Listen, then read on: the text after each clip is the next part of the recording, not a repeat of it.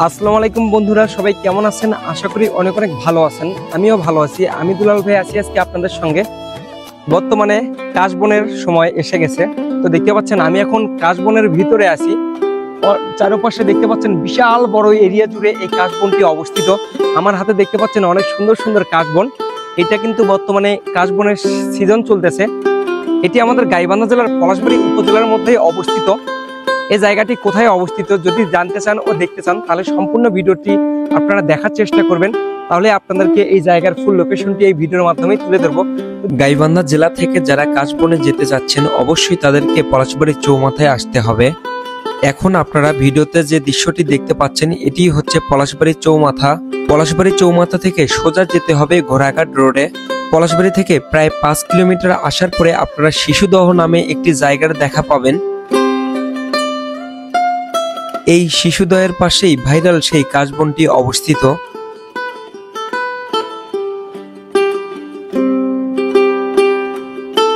শিশুদহ থেকে একটু সামনের দিকে গেলেই আপনারা ডান পাশে একটি রাস্তা দেখতে পারবেন।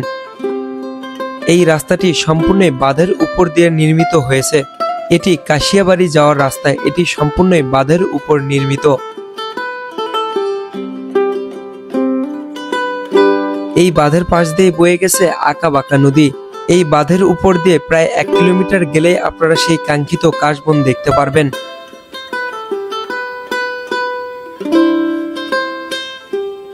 আপনারা ভিডিওতেই দেখতে পাচ্ছেন কত সুন্দর জমিতে কাশফুল ফুটে আছে।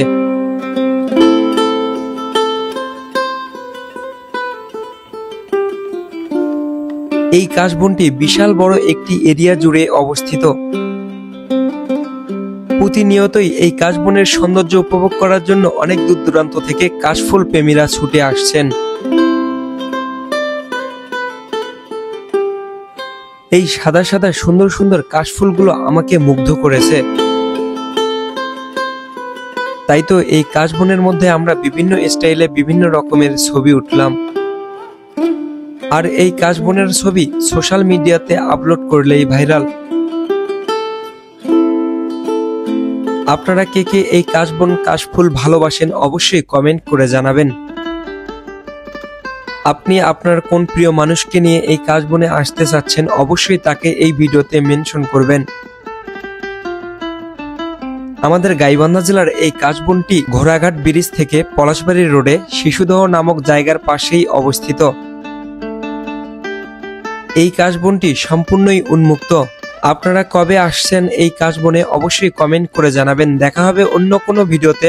আপনারা সবাই ভালো থাকবেন। আসসালামু আলাইকুম।